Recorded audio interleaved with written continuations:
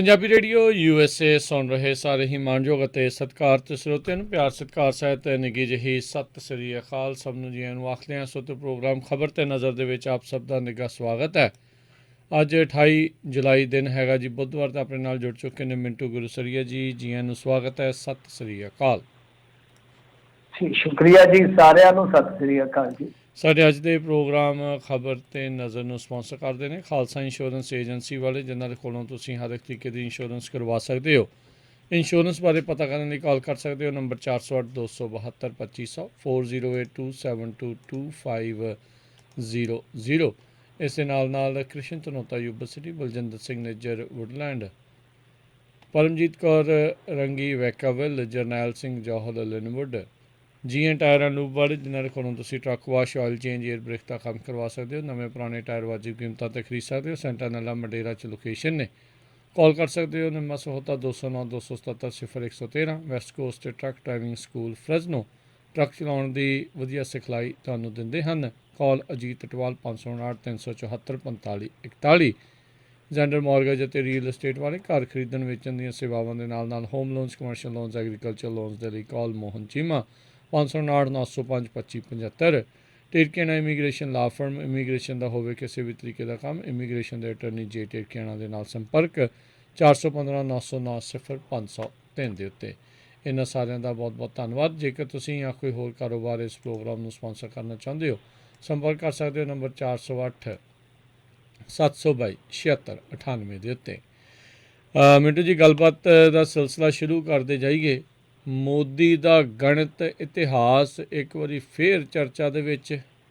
ਛਾਪਤੀ ਇਹਨੇ ਨਵੀਂ ਕਾਪੀ ਕੋਈ ਹੋਰ? ਹਾਂਜੀ, ਦੇਖੋ, ਮਤਲਬ ਕਿ ਜਿਹੜੇ ਨਰਿੰਦਰ ਮੋਦੀ ਜੀ ਹੈ ਨਾ, ਇਹ ਜਿੰਨਾ ਚਿਰ ਕੋਈ ਇਹੋ ਜਿਹਾ ਪੀੜੀ ਸਿਆਪਾ ਨਾ ਛੇੜਨ, ਹਰ ਇੱਕ ਕਿਤੇ ਛਮਾਈ ਤਮਾਈ ਬਾਅਦ ਤੇ ਫਿਰ ਇਹਨਾਂ ਨੂੰ ਵੀ ਮੇਰੇ ਖਿਆਲ ਦੇ ਨਾਲ ਸੌਖਾ ਸਾਹ ਨਹੀਂ ਆਉਂਦਾ। ਖੈਰ, ਹੁਣ ਗੱਲ ਇਹ ਆ ਕਿ ਕੁਛ ਨਾ ਕੁਛ ਪ੍ਰਧਾਨ ਮੰਤਰੀ ਐਸਾ ਕਰ ਦਿੰਦਾ ਜਿਹਦਾ ਚਰਚਾ ਫਿਰ ਪੂਰੇ ਸੋਸ਼ਲ ਮੀਡੀਆ ਤੋਂ ਲੈ ਕੇ ਤੇ ਮੀਡੀਆ ਤੱਕ ਹੁੰਦਾ। ਦਰਅਸਲ ਆ ਪਿੱਛੇ ਜੇ ਨਾ ਧੌਲਾਵੀਰਾ ਆਇਆ ਗੁਜਰਾਤ ਦੇ ਵਿੱਚ, ਤੇ ਉਹਦੇ ਬਾਰੇ ਇਹਨਾਂ ਨੇ ਇੱਕ ਟਵੀਟ ਕੀਤਾ ਸੀਗਾ ਕਿ ਵੇਖੋ ਜੀ, ਧੌਲਾਵੀਰਾ ਜਿਹੜਾ ਇਹ ਯੂਨੈਸਕੋ ਦਾ ਜੋ ਮਤਲਬ ਹੁੰਦਾ ਕਿ ਉਹਦੀ ਧਰੋਹਰਾਂ ਦੀ ਲਿਸਟ ਦੇ ਵਿੱਚ ਸ਼ਾਮਲ ਹੋ ਗਿਆ। ਤਾਂ ਉੱਥੇ ਇਹਨਾਂ ਨੇ ਟਵੀਟ ਕੀਤਾ, ਇਹ ਕਹਿੰਦੇ ਜੀ ਕਿ ਇਹ ਮੈਂ ਸ਼ੁਰੂਆਤੀ ਦਿਨਾਂ ਦੇ ਵਿੱਚ ਜਦੋਂ ਮੈਂ ਸਟੂਡੈਂਟ ਹੁੰਦਾ ਸੀ ਤੇ ਮੈਂ ਇੱਥੇ ਗਿਆ ਸਾਂ ਤੇ ਇਹ ਜਗ੍ਹਾ ਦੇਖ ਕੇ ਤੇ ਫਿਰ ਮੈਂ ਤੇ ਮੰਤਰ ਮੁਗਧ ਹੋ ਗਿਆ ਸਾਂ। ਲੋਕ ਹੁਣ ਤੁਹਾਨੂੰ ਪਤਾ ਆ, ਬੜੇ ਖੋਜੀ ਨੇ ਅੱਜ ਕੱਲ, ਗੂਗਲ ਤੇ ਚਲੇ ਜਾਂਦੇ ਨੇ ਉਸੇ ਵੇਲੇ, ਤੇ ਗੂਗਲ ਤੇ ਹੁਣ ਲੀਡਰਾਂ ਦੀ ਡਿਗਰੀ ਵਰਗਾ ਨਹੀਂ ਹੈ, ਕਈ ਵਾਰ ਇਨਫੋਰਮੇਸ਼ਨ ਜਿਹੜੀ ਹੈ ਠੋਸ ਮਿਲ ਜਾਂਦੀ ਹੈ। ਦਰਅਸਲ ਧੌਲਾਵੀਰਾ ਇੱਕ ਹੁਣ ਤੇ ਕਹਿ ਲਓ ਛੋਟਾ ਜਿਹਾ ਸ਼ਹਿਰ ਹੀ ਆ, ਵਸੋਂ ਹੈਗੀ ਆ। ਇਹਦਾ ਜੇ ਆਪਾਂ ਦੇਖੀਏ ਤਾਂ ਸਿੱਧੂ ਘਾਟੀ ਦੇ ਨਾਲ ਜੁੜਦਾ ਹੈ, ਇਤਿਹਾਸ ਜੁੜਦਾ ਹੈ, ਤੇ ਉਸੇ ਤਰ੍ਹਾਂ ਹੀ ਮਤਲਬ ਕਿ ਨਿਕਲੇ ਆ, ਜਿੱਦਾਂ ਸ਼ਹਿਰੀ ਸੱਭਿਅਤਾ ਦੇ ਅੰਸ਼ ਨਿਕਲਦੇ ਆ, ਉਸੇ ਤਰ੍ਹਾਂ ਹੀ ਥੱਲਿਓਂ ਨਿਕਲੇ ਆ। ਪਰ ਦਰਅਸਲ ਗੱਲ ਇਹ ਆ ਕਿ ਇਹ ਖੁਦਾਈ ਸ਼ੁਰੂ ਹੁੰਦੀ ਆ, ਦੱਸਦੇ ਆ ਕਿ 1967 'ਚ, ਪਰ 85-90 ਤੀਕ ਆ ਕੇ ਕੁਛ ਵੀ ਨਹੀਂ ਲੱਭਦਾ। ਮਤਲਬ ਕਿ ਉਦੋਂ ਬਾਅਦ ਫਿਰ 85 'ਚ ਆ ਕੇ ਕੰਮ ਜ਼ੋਰਦਾਰ ਤਰੀਕੇ ਨਾਲ ਸ਼ੁਰੂ ਕੀਤਾ ਜਾਂਦਾ। ਉਸ ਤੋਂ ਬਾਅਦ 90 'ਚ ਕਨਫਰਮ ਹੁੰਦਾ ਹੈ, ਕਿਉਂਕਿ ਹੇਠਲਾ ਜਿਹੜਾ ਢਾਂਚਾ ਸੀਗਾ, ਧਰਤੀ ਹੇਠਲਾ ਢਾਂਚਾ, ਉਹ ਉਦੋਂ ਫਿਰ ਲੱਭਿਆ ਜਾਂਦਾ ਹੈ ਜੀ। ਤਾਂ ਮਤਲਬ ਕਿ ਜਿਹੜੇ ਹੁਣ ਨਰਿੰਦਰ ਮੋਦੀ ਆ, ਉਹ ਕਹਿੰਦੇ ਕਿ 1950 'ਚ ਉਹਨਾਂ ਦਾ ਜਨਮ ਹੋਇਆ, ਤੇ ਜਦ ਫਿਰ 1967 'ਚ ਕੰਮ ਸ਼ੁਰੂ ਹੋਇਆ, ਉਦੋਂ ਤੇ ਉਹ ਥੋੜਾ ਜਿਹਾ ਬਾਲਪਨ ਹੋਏ ਤਾਂ ਉਹਨਾਂ 'ਚ, ਤੇ ਉਹ ਤੇ ਚਾਹ ਵੇਚਦੇ ਹੁੰਦੇ ਸੀ। ਇੱਕ ਚਾਹ ਵੇਚਣ ਵਾਲਾ 320 ਕਿਲੋਮੀਟਰ ਨਗਰ ਜਿਹੜਾ ਆ ਉਹਦੇ ਤੋਂ ਉੱਥੇ ਚਲੇ ਗਿਆ ਧੌਲਾਵੀਰਾ ਤੋਂ। ਇਹ ਕੀ ਚੱਕਰ ਆ? ਹੁਣ ਬੜੀ ਕਮਾਲ ਦੀ ਗੱਲ ਆ ਕਿ ਉਸ ਦੌਰ ਦੇ ਵਿੱਚ ਕੋਈ ਬੱਚਾ 320 ਕਿਲੋਮੀਟਰ ਇਹੋ ਜਿਹੀਆਂ ਇਤਿਹਾਸਕ ਥਾਵਾਂ, ਔਰ ਉੱਥੇ ਉਦੋਂ ਕਹਿੰਦੇ ਕਿ ਸਮਤਲ ਜ਼ਮੀਨ ਸੀ, ਉੱਥੇ ਤੇ ਇੱਕ ਨਗਰ ਵਸਦਾ ਸੀ। ਹੁਣ ਇਹਨਾਂ ਨੂੰ ਕਿਹੜਾ ਕੋਈ ਇਲਾਹੀ ਗਿਆਨ ਸੀਗਾ ਕਿ ਧਰਤੀ ਦੇ ਹੇਠ ਸੱਭਿਅਤਾ ਦਾ ਇੱਕ ਅੰਸ਼ ਜਿਹੜਾ ਲੁਕਿਆ ਪਿਆ, ਲੋਕ ਹਿਸਾਬ ਕਿਤਾਬ ਲਾਈ ਜਾਂਦੇ ਨੇ ਕਿ ਇਹ ਤਾਂ ਜੋ ਸੀਗਾ ਭਾਈ ਉਹ 2650 BC ਤੋਂ ਤੁਰਦਾ ਸਾਰਾ ਕੰਮਕਾਰ, ਉਹ ਜੋ ਇਤਿਹਾਸ ਨੂੰ ਜੋੜਿਆ ਜਾਂਦਾ, ਮਤਲਬ ਕਿ ਵੱਖੋ ਵੱਖਰੀ ਹੁਣ ਤਰਕਬਾਜ਼ੀ ਸ਼ੁਰੂ ਹੋ ਜਾਂਦੀ ਹੈ। ਤੇ ਸਭ ਤੋਂ ਵੱਡੀ ਗੱਲ ਉਹ ਕਹਿੰਦੀ ਆ ਕਿ ਇਹਨਾਂ ਨੂੰ ਕਿਵੇਂ ਪਤਾ ਲੱਗਿਆ ਕਿ ਉਹ ਜਿਹੜੇ ਖੋਜ ਕਰਤਾ ਸੀ ਪੁਰਾਤੱਤਵ ਵਿਭਾਗ ਵਾਲੇ, ਉਹ ਤੇ 1990 ਚ ਲੱਭਦੇ ਨੇ ਆ ਕੇ। ਹੁਣ ਇਹਦਾ ਜਵਾਬ ਤੇ ਦੇਖੋ ਉਹ ਹੀ ਦੇ ਸਕਦੇ, ਮੈਂ ਤੇ ਕੋਈ ਨਹੀਂ ਦੇ ਸਕਦਾ। ਪਰ ਕੀ ਕਰੀਏ, ਹੁਣ ਉਹਨਾਂ ਨੇ ਤੇ ਜਵਾਬ ਦੇਣਾ ਨਹੀਂ, क्योंकि वो ना जफर इकबाल ने आख्या कि झूठ बोला है तो कायम भी रहो उस पर जफर, झूठ बोला है तो कायम भी रहो उस पर जफर, आदमी को साहिब किरदार होना चाहिए, मतलब मैन ऑफ करैक्टर होना चाहिए। तो ये तुहानूं पता ही है, कदे भी सफाई नहीं देंदे, कदे भी अपनी गलती नूं दुरुस्त नहीं करते। चलो बोलदे चलदे, क्योंकि प्रधानमंत्री भी बहुत ही ज़्यादा बोलते हैं, तो बोलदे अपने तो भी गलती होंगी, अपनी तो भी गलती होंगी, सारिਆਂ तो होंगी है, प्रधानियां तो होंगी, अपने तो होंगी, तो अपने तो भी होंगी है। पर उन्होंने दुरुस्त तो कर लेना चाहिए। ये हुण कह लो कि मजाक का विषय बन गया जी कि 1990 ਦੇ ਵਿੱਚ ਆ ਕੇ ਕਹਿੰਦੇ कि वो ਜਿਹੜਾ ढांचा सी धरती ਤੋਂ ਲੱਭਿਆ ਤੇ ਫਿਰ ਉੱਥੇ ਪੁਸ਼ਟੀ ਹੁੰਦੀ ਹੈ। ਪਰ ਇਹ ਆਪਣੇ ਬਾਲਪਨ ਦੇ ਦੌਰ ਦੇ ਵਿੱਚ ਹੀ ਉੱਥੇ ਜਾ ਕੇ ਲੱਭਾ ਹੈ, मतलब कि मैदान ਨੂੰ ਵੇਖ ਕੇ ਮੰਤਰਮੁਗਧ ਹੋ ਗਏ ਕਿ ਧਰਤੀ ਹੇਠਾਂ ਇੱਕ ਦਿਨ ਆਹ ਚੀਜ਼ ਜਿਹੜੀ ਹੈ ਲੱਭੇਗੀ। ਸੋ ਇਹੋ ਜਿਹਾ ਪ੍ਰਧਾਨ ਮੰਤਰੀ ਸਾਨੂੰ ਲੱਭਿਆ, ਅਸੀਂ ਬਸ ਸ਼ੁਕਰਗੁਜ਼ਾਰੀ ਕਰਦੇ ਹਾਂ ਵੋਟਰਾਂ ਦਾ ਜੀ। ਇਹ ਤਾਂ ਦੇਖੋ ਜੀ, ਜਿਹੜੀ ਸੁਨਾਰ ਦੀ ਟੈਕਨੋਲੋਜੀ ਇਹਨਾਂ ਦੀ ਅੱਖਾਂ 'ਚ ਲੱਗੀ, ਕਿਸੇ ਨੂੰ ਪਤਾ ਨਹੀਂ ਆ, ਇਹ ਦੱਸਦੇ ਨਹੀਂ ਆ, ਮੈਨੂੰ ਲੱਗਦਾ ਤਾਂ ਇਹਨਾਂ ਨੂੰ ਪਹਿਲੋਂ ਪਤਾ ਲੱਗ ਗਿਆ ਸੀਗਾ ਵੀ ਥੱਲੇ ਕੁਛ ਨਾ ਕੁਛ ਧਰਤੀ ਹੇਠਾਂ ਦੱਬਿਆ ਆ ਜੀ। ਤੇ ਅਗਲੀ ਮਿੰਟੂ ਜੀ ਗੱਲ ਕਰ ਲਈਏ, ਮੌਂਟੇਕ ਪੈਨਲ ਨੇ ਪੰਜਾਬ ਸਰਕਾਰ ਨੂੰ ਦਿੱਤੇ ਸੁਝਾਅ। हाँ जी, देखो ये सुझाव आ गए आ, फाइनल रिपोर्ट आ गई आ, ते रिपोर्ट दे विच ते भी लिखिया कि 10 सिफारिशां लेबर लॉ के मुतलक हुण तक मन लईआं, पर वड्डियां सिफारिशां ने, हुण इस टाइम देखो लागू करदे आ या नहीं करदे। सुझाव कह लो या सिफारिशां कह लो, दोवें चीज़ां ही हुंदियां ने, पर कुछ चीज़ां ते अज ही असर दिखाण लग गईआं। नंबर 1, इन्हां ने कहा कि थर्मल बंद कर दिओ, जिहड़े महंगी बिजली दिंदे आ वो थर्मल बंद कर दो। मतलब सरकारी क्या होना, मॉन्टेक सिंह आलूवालिए तुहानूं पता ही है कि ये आप खुद कॉरपोरेट पक्षी लोग ने, इन्होंने किहो जी सोच रखी सबनों पता है। मतलब कि देखो जो इस तरह के अर्थशास्त्री कहते हैं कुछ, तो बिल्कुल सारा कुछ नकारिया नहीं जा सकता कि इन्ने वाह आप कह दीए कि हाँ जी ये सब कुछ कॉरपोरेट पक्षी करनगे।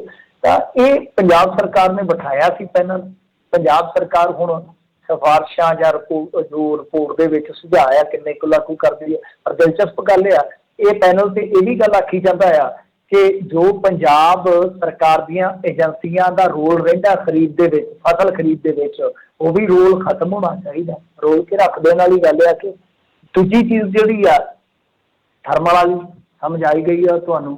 तीजा कि सबसिडी जिहड़ी आ वो विहारक रूप दे विच लियानी पवेगी, मतलब कि एक तो इनू अनंत काल तक नहीं खड़िया जा सकता, असीमित समय वास्ते नहीं अगे लिजाया जा सकता सबसिडी नूं, पर उदों तक इनू प्रसंगक ते करना पएगा, मतलब कि इनू ठीक करना पएगा। इस टाइम गैर प्रसंगक है, गैर प्रसंगक या गैर विहारक इहो जिहे शब्द है जिहड़े थोड़े जिहे उलझावे है, कुछ नहीं। मतलब कि उन्होंने कहण दा यही एक मतलब निकलदा है कि रिफॉर्म्स लिओ घट्टो घट्ट उदों तक जदों तक तुसीं पूर्ण तौर पर सबसिडी छड्डदे नहीं, पर तुहानूं छड्डनी पवेगी। वैसे मैं इस गल दे नाल थोड़ा सहमत हो सकदा हां कि बिल्कुल रिफॉर्म्स कर लेने चाहिए, जिहड़ी सबसिडी हुंदी है वो टैक्स पेयर्स ने देनी है।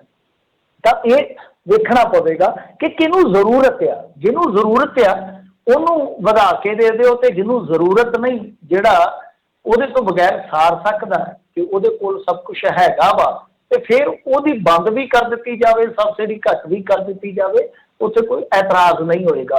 पर हुण इलैक्शन के समय इन्हां सिफारिशां ते इन्हां नुकतियां ते कोई कार्रवाई होएगी संभव ऐसा लगता नहीं है, क्योंकि बहुते नुकते जिहड़े आ वो विचारे तो जा सकते हैं पर लागू करने औखे होंदे आ। इलैक्शन का बड़ा उहदे वास्ते बहुत चीज़ां होंदियां ने, तो काफ़ी कुछ है। इन्होंने तो कहा कि पंजाब पुलिस की भर्ती बंद कर दो, जिहड़े सरकारी अदारे आ मतलब कि जिद्दां रोडवेज ते पैप्सू इन्हां दा आपस दे विच रलेवा कर दो। बहुत चीज़ां इहो जिहियां कईयां कि जिहड़े बीमार अदारे ने सरकारी उन्हां नूं जां तां बंद कर दिओ जां वेच दिओ, इस तरह दीयां गल्लां। ਤਾਂ ਕੁੱਲ ਮਿਲਾ ਕੇ ਦਾ ਅਸਰ ਅੱਜ ਵੀ ਦੇਖਣ ਨੂੰ ਮਿਲਿਆ ਵਾ ਕਿ ਜਿਵੇਂ ਹੀ ਇਹ ਸਿਫਾਰਸ਼ਾਂ, ਸੁਝਾਅ ਜਾਂ ਨੁਕਤੇ ਜ਼ੇਰੇ ਚਰਚਾ ਹੋਏ ਤਾਂ ਨਾਲ ਦੀ ਨਾਲ ਹੁਣ ਇੱਕ ਵੱਡੀ ਖਬਰ ਆਈ ਆ ਦੇਰ ਸ਼ਾਮ ਕਿ ਕੈਪਟਨ ਅਮਰਿੰਦਰ ਸਿੰਘ ਨੇ ਪਾਵਰਕਾਮ ਨੂੰ ਹੁਕਮ ਦਿੱਤੇ ਆ ਕਿ ਜਿਹੜੇ ਸਮਝੌਤੇ ਹੋਏ ਆ ਨਿੱਜੀ ਘਰਾਣਿਆਂ ਦੇ ਨਾਲ ਬਿਜਲੀ ਦੇ ਜਿਹੜੇ ਸਮਝੌਤੇ ਹੋਏ ਆ ਉਹਨਾਂ ਦਾ ਰਿਵਿਊ ਕਰੋ। ਮਤਲਬ ਕਿ ਰੱਦ ਕਰਨ ਵਾਲੀ ਪਹਿਲ ਕਦਮੀ ਸ਼ੁਰੂ ਹੋ ਚੁੱਕੀ ਹੈ। ਵੱਡੀ ਖਬਰ ਹੈ। ਇਹਨੂੰ ਹੁਣ ਇਹਨਾਂ ਰਿਪੋਰਟਾਂ ਦੇ ਨਾਲ ਤੇ ਨਹੀਂ ਆਪਾਂ ਜੋੜ ਸਕਦੇ। ਇਹਦੇ 'ਚ ਇਹਨਾਂ ਨੇ ਇਹ ਕਿਹਾ ਸੀਗਾ ਕਿ ਥਰਮਲ ਕਹਿਣ ਦਾ ਭਾਵ ਹੈ ਕਿ ਜਨਤਕ ਸੈਕਟਰ ਦੇ ਜਿਹੜੇ ਥਰਮਲ ਹੈ ਉਹ ਤਾਂ ਵੈਸੇ ਹੀ ਬੰਦ, ਬਠਿੰਡੇ ਵਾਲਾ ਕਰ ਦਿੱਤਾ, ਰੋਪੜ ਦੇ ਵੀ ਕੁਝ ਯੂਨਿਟ ਜਿਹੜੇ ਆ ਬੰਦ ਨੇ, ਤਕਰੀਬਨ ਲਹਿਰੇ ਵਾਲਾ ਰਹਿ ਗਿਆ। ਮੇਨਲੀ ਤਾਂ ਆਪਾਂ ਜੇ ਦੇਖੀਏ ਤਾਂ ਉਹਨੂੰ ਵੀ ਬੰਦ ਕਰਨ ਦੇ ਯਤਨ ਕੀਤੇ ਜਾ ਰਹੇ ਆ। ਸਰਕਾਰੀ ਵਾਲਾ ਤਾਂ ਕੰਮ ਫੱਟਾ ਇਹਨਾਂ ਨੇ ਪਹਿਲਾਂ ਹੀ ਚੱਕ ਦੇਣਾ ਹੈ, ਉਹ ਤਾਂ ਕੋਈ ਚੱਕਰ ਹੀ ਨਹੀਂ ਹੈਗਾ। ਸੋ ਹੁਣ ਇਹੀ ਹੈ ਕਿ ਇਹਨਾਂ ਨੁਕਤਿਆਂ ਦੇ ਉੱਤੇ ਜੇ ਆਪਾਂ ਵਿਚਾਰ ਕਰੀਏ ਤੇ ਕਹਿੰਦੇ ਕਿ ਭਰਤੀ ਵੀ ਬੰਦ ਕਰ ਦਿਓ। ਅੱਜ ਦੇ ਕੱਲ ਨੂੰ ਇਹ ਕਾਰਪੋਰੇਟ ਵਾਲੇ ਕਹਿ ਦੇਣਗੇ, ਕਾਰਪੋਰੇਟ ਪੱਖੀ ਅਰਥ ਸ਼ਾਸਤਰੀ, ਕਿ ਫੌਜ ਦੀ ਭਰਤੀ ਵੀ ਬੰਦ ਕਰ ਦਿਓ। ਜਦ ਕਿ ਇਸ ਟਾਈਮ ਜੇ ਆਪਾਂ ਦੇਖੀਏ ਤੇ ਕਹਿੰਦੇ ਕਿ 1 ਲੱਖ ਫੌਜ ਦਾ ਜਵਾਨ ਸ਼ਾਰਟ ਹੈ ਇਸ ਟਾਈਮ, ਜਿੰਨਾ ਹੋਣਾ ਚਾਹੀਦਾ। ਤਾਂ ਇਹ ਤਾਂ ਕਹਿ ਦੇਣਗੇ ਕਿ ਖਰਚਾ ਬਚਾਓ। ਇਹਨਾਂ ਦਾ ਤਾਂ ਕੁਛ ਨਹੀਂ। ਇਹ ਕਹਿੰਦੇ ਨੇ ਕਿ ਤੁਸੀਂ ਕਾਰਪੋਰੇਟ ਨੂੰ ਦੇ ਦਿਓ ਸਾਰਾ ਕੁਛ। ਯਾਨੀ ਹੁਣ ਜਿਵੇਂ ਕਹਿੰਦੇ ਕਿ ਬਿਜਲੀ ਜੇ ਦੇਣੀ ਆ ਨਾ ਫ੍ਰੀ, ਤੇ ਤੁਸੀਂ ਉਦਯੋਗਪਤੀਆਂ ਨੂੰ ਦੇ ਦਿਓ, ਮਤਲਬ ਕਿ ਉਹਨਾਂ ਨੂੰ ਪੂਰੀ ਸਬਸਿਡੀ ਦਿੱਤੀ ਜਾਣੀ ਚਾਹੀਦੀ। ਠੀਕ ਹੈ, ਉਹਨਾਂ ਨੂੰ ਦਿੱਤੀ ਜਾਣੀ ਚਾਹੀਦੀ, ਬਿਲਕੁਲ ਮੈਂ ਹੱਕ 'ਚ ਹਾਂ। ਪਰ ਉਹ ਛੋਟੀਆਂ ਇਕਾਈਆਂ, ਛੋਟੀਆਂ ਯੂਨਿਟਾਂ ਨੂੰ ਦਿਓ। ਕਿ ਜ਼ਿਆਦਾਤਰ ਉਹਨਾਂ ਨੂੰ ਤਾਂ ਕੱਖ ਨਹੀਂ ਮਿਲਦਾ। ਵੱਡੀਆਂ ਇਕਾਈਆਂ ਵਾਲੇ ਸਗੋਂ ਮਾੜੀ ਮੋਟੀ ਸਬਸਿਡੀ ਲੈ ਜਾਂਦੇ ਨੇ। ਸੋ ਤਰਕ ਸੰਗਤ ਹੋਣਾ ਚਾਹੀਦਾ ਸਾਰਾ ਪੱਖ ਜਿਹੜਾ ਹੈ। ਠੀਕ ਹੈ ਕਿ ਜਿੱਥੇ ਜਿੱਥੇ ਵੀ ਰਿਫਾਰਮਸ ਕਰਨ ਦੀ ਜ਼ਰੂਰਤ ਹੈ ਕਰੋ ਜੀ, ਸਦਕੇ ਕਰੋ, ਪਰ ਇੰਨਾ ਵੀ ਕਾਰਪੋਰੇਟ ਪੱਖੀ ਨਹੀਂ ਹੋਣਾ ਚਾਹੀਦਾ ਕਿ ਤੁਸੀਂ ਲੋਕ ਪੱਖੀ ਚੀਜ਼ਾਂ ਜਿਹੜੀਆਂ ਬਿਲਕੁਲ ਦਰਕਨਾਰੀ ਕਰ ਦਿਓ, ਹਾਸ਼ੀਏ ਤੇ ਕਰ ਦਿਓ। ਉਹਦਾ ਜ਼ਰੂਰਤ ਹੈ ਕਿ ਫਾਈਨੈਂਸ਼ੀਅਲੀ ਤਾਂ ਤੁਹਾਨੂੰ ਕਿਤੇ ਨਾ ਕਿਤੇ ਰਿਫਾਰਮਸ ਜਾ ਕੇ ਕਰਨੇ ਹੀ ਪੈਣਗੇ। ਜੀ ਜੀ ਬਿਲਕੁਲ। ਅਗਲੀ ਆਪਾਂ ਮਿੰਟੂ ਜੀ ਜੇ ਗੱਲ ਕਰਦੇ ਜਾਈਏ, ਅਕਾਲੀ ਦਲ ਸੰਯੁਕਤ 117 ਹਲਕਿਆਂ ਵਿੱਚ ਆਪਣੇ ਉਮੀਦਵਾਰ ਉਤਾਰੇਗਾ, ਢੀਂਡਸਾ ਦਾ ਐਲਾਨ। ਪਹਿਲੀ ਤੇ ਗੱਲ ਇਹ ਆ ਕਿ ਹੋਵੇ ਅਕਾਲੀ ਦਲ ਤੇ ਸੰਯੁਕਤ, ਇਹ ਕੀ ਆ?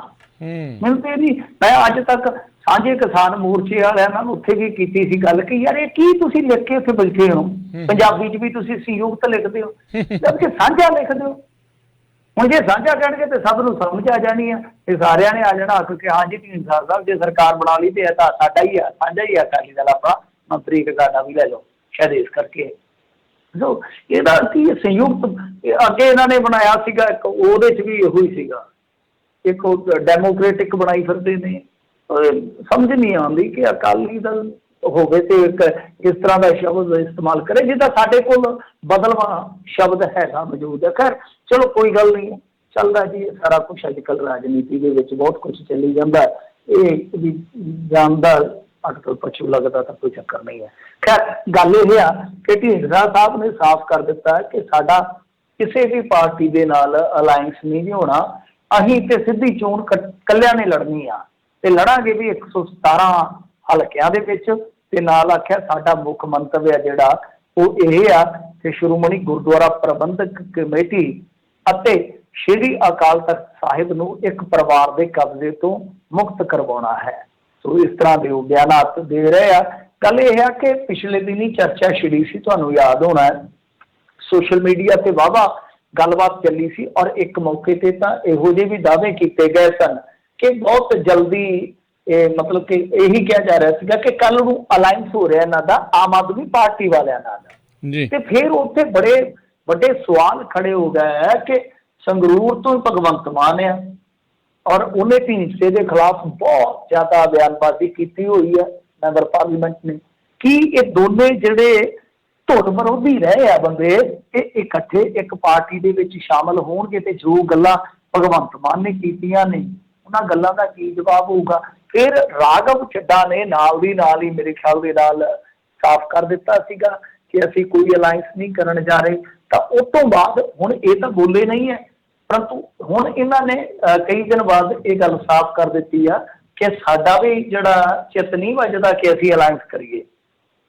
ਤੋ ਇਸ ਕਰਕੇ ਅਸੀਂ ਇਕੱਲੇ ਆਪਣੇ ਦਮ ਤੇ ਇਲੈਕਸ਼ਨ ਲੜਾਂਗੇ। ਸੋ ਭਾਈ ਠੀਕ ਆ, ਹੁਣ ਤੇ ਮੈਦਾਨ ਖੁੱਲ੍ਹਾ ਹੈ, ਜਿਹਨੇ ਕਿਸੇ ਨਾਲ ਜੋਟੀ ਬਣਾ ਕੇ ਖੇਡਣਾ ਉਹ ਜੋਟੀ ਬਣਾ ਕੇ, ਜਿਵੇਂ ਉਹ ਡਬਲ ਗੇਮ ਨਹੀਂ ਚੱਲਦੀ ਹੁੰਦੀ, ਡਬਲ ਜਿੱਦਾਂ ਟੈਨਿਸ 'ਚ 2 ਜਣੇ ਖੇਡਦੇ ਆ, ਵਾਲੀਬਾਲ ਜਾਂ ਬਾਸਕਟਬਾਲ 3-3 ਜਣੇ ਵੀ ਖੇਡਦੇ ਆ। ਉਹ ਇੱਦਾਂ ਦੀ ਠੀਕ ਆ, ਕੋਈ 3 ਸਾਈਡ ਵਾਲਾ ਮੈਚ ਖੇਡ ਲਵੇ ਤੇ ਕੋਈ ਜੋਟੀ ਬਣਾ ਕੇ ਖੇਡ ਲੇ। ਜੇ ਕਿਸੇ ਨੇ ਇਕੱਲੇ ਨੂੰ ਇਕੱਲਾ ਟੱਕਰਨਾ ਤੇ ਇਕੱਲੇ ਨੂੰ ਇਕੱਲਾ ਟੱਕਰਨਾ, ਕੀ ਫਰਕ ਪੈਂਦਾ।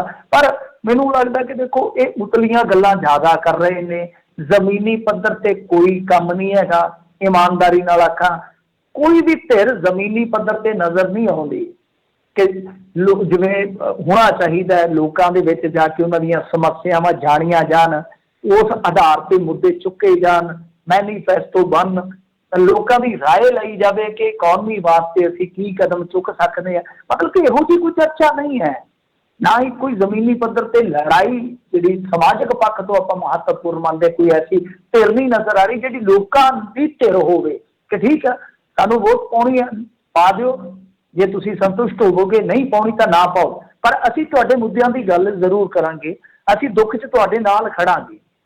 ਹਾਂ, ਕਿਸਾਨੀ ਦੇ ਮੁੱਦੇ ਤੇ ਸਾਰੇ ਇਕਜੁੱਟ ਹੈ। ਉਹਦਾ ਜ਼ਮੀਨੀ ਪੱਧਰ ਤੇ ਕੰਮ ਜਿਹੜਾ ਹੈ ਇਹਨਾਂ ਦਾ ਵੀ ਅਕਾਲੀ ਦਲ ਸੰਯੁਕਤ, ਯਾਨੀ ਅਕਾਲੀ ਦਲ ਸਾਂਝਾ ਜਿਹੜਾ ਉਹ ਘੱਟ ਹੀ ਨਜ਼ਰ ਆਉਂਦਾ। ਹਾਂ, ਏਦਾਂ ਪ੍ਰੈਸ ਨੋਟ ਆ ਗਿਆ, ਕੋਈ ਬਿਆਨ ਆ ਗਿਆ ਤੇ ਇਹਦਾ ਇੱਕ ਹਾਜ਼ਰੀ ਦੀ ਲਵਾ ਛੱਡਦੇ ਆ, ਹੋਰ ਕੋਈ ਹੈ ਨਹੀਂਗਾ ਕੋਈ ਬਹੁਤਾ। ਇਹ ਮੈਨੂੰ ਨਹੀਂ ਲੱਗਦਾ ਜੇ 117 ਇਲੈਕਸ਼ਨ ਲੜਨਗੇ 117 ਹਲਕਿਆਂ ਦੇ ਵਿੱਚ, 117 'ਚ 17 ਵੀ ਜਿੱਤ ਜਾਣਗੇ। ਜੀ ਜੀ। ਕੇਂਦਰ ਵੱਲੋਂ ਖੁਲਾਸਾ, ਪੰਜਾਬ ਤੇ ਹਰਿਆਣਾ ਦੇ ਵਿੱਚ ਘਟੀ ਦੁੱਧ ਦੀ ਪੈਦਾਵਾਰ। ਹਾਂਜੀ, ਇਹ ਇੱਕ ਚਿੰਤਾ ਦਾ ਸਬਬ ਹੋ ਸਕਦਾ ਆ, ਕਿਉਂਕਿ ਮੰਤਰੀ ਜਿਹੜੇ ਹੈਗੇ, ਜਿੱਦਾਂ ਪਸ਼ੂ ਪਾਲਣ ਡਿਪਾਰਟਮੈਂਟ ਇੱਕ ਹੁੰਦਾ ਹੈ, ਕੇਂਦਰ ਦਾ ਵੀ ਹੁੰਦਾ, ਆਪਣਾ ਸੂਬੇ ਦਾ ਵੀ ਹੁੰਦਾ, ਤਾਂ ਉਹ ਜਿਹੜੇ ਮੰਤਰਾਲੇ ਦੇ ਮੰਤਰੀ ਆ ਉਹਨਾਂ ਨੇ ਇੱਕ ਜਵਾਬ ਦਿੱਤਾ ਵਾ ਕਿ ਦੇਖੋ ਦੁੱਧ ਦੀ ਪੈਦਾਵਾਰ ਜੇ ਦੇਖੀਏ ਤਾਂ ਪੰਜਾਬ ਦੇ ਲਿਹਾਜ਼ ਨਾਲ ਇਸ ਸਾਲ 22.88 ਲੱਖ ਲੀਟਰ ਹੋਈ ਆ, ਜਿਹੜੀ ਕਿ ਪਿਛਲੇ ਸਾਲ ਦੇ ਮੁਕਾਬਲੇ ਜੇ ਆਪਾਂ ਅਪ੍ਰੈਲ ਦੀ ਗੱਲ ਕਰੀਏ ਤਾਂ ਘੱਟ ਰਹੀ ਹੈ। ਕਿਉਂਕਿ ਸਹਿਕਾਰਤਾ ਦਾ ਹੀ ਇੱਕ ਚੱਲਦਾ ਪਿਆ ਨਾ, ਉਹ ਵੀ ਪੰਗਾ ਇਹਨਾਂ ਨੇ ਮੰਤਰਾਲਾ ਲੈ ਜਾਂਦਾ, ਸਹਿਕਾਰਤਾ ਮੰਤਰਾਲਾ ਲੈ ਜਾਂਦਾ। ਉਹਦੇ 'ਚ ਪਹਿਲਾਂ ਅਮੈਂਡਮੈਂਟ ਕੀਤੀ ਸੀ, ਉਸ ਅਮੈਂਡਮੈਂਟ ਨੂੰ ਕਾਨੂੰਨੀ ਤੌਰ ਤੇ ਠੀਕ ਨਹੀਂ ਮੰਨਿਆ ਗਿਆ, ਉਹ ਖਬਰ ਮੀਡੀਆ ਖਾ ਗਿਆ, ਉਹ ਖਬਰ ਦੇ ਨਹੀਂ ਰਹੇ। ਅਦਾਲਤ ਨੇ ਉਹ ਅਮੈਂਡਮੈਂਟ ਜਿਹੜੀ ਸੀਗੀ ਉਹ ਰੱਦ ਕਰ ਦਿੱਤੀ, ਮੰਨਣ ਤੋਂ ਇਨਕਾਰ ਕਰ ਦਿੱਤਾ ਹੈ।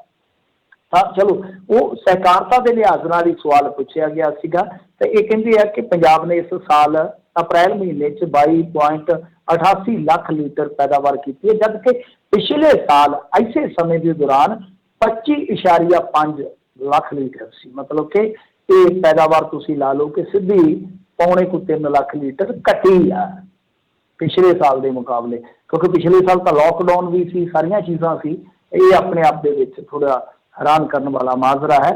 ਹਰਿਆਣੇ ਦੇ ਵਿੱਚ ਵੀ ਕਹਿੰਦੇ ਕਿ ਉੱਦਾਂ ਪੈਦਾਵਾਰ ਜਿਹੜੀ ਹੈ ਦੁੱਧ ਦੀ ਹੈ, ਉਤਪਾਦਨ ਜੋ ਵੀ ਹੈ ਉਹ ਘਟਿਆ ਵੈਸੇ, ਪਰ ਉਹਨਾਂ ਫਰਕ ਨਹੀਂ ਪਿਆ। ਉਹ ਕਹਿੰਦੇ ਕਿ ਉਹਨਾਂ ਦਾ ਤਕਰੀਬਨ 5.25 ਲੱਖ ਲੀਟਰ ਆ, ਤੇ ਜਦ ਕਿ ਪਿਛਲੇ ਸਾਲ ਉਹਨਾਂ ਦਾ ਸੀਗਾ 7.44, ਵੈਸੇ ਘਟਿਆ ਕਾਫੀ ਹੈ।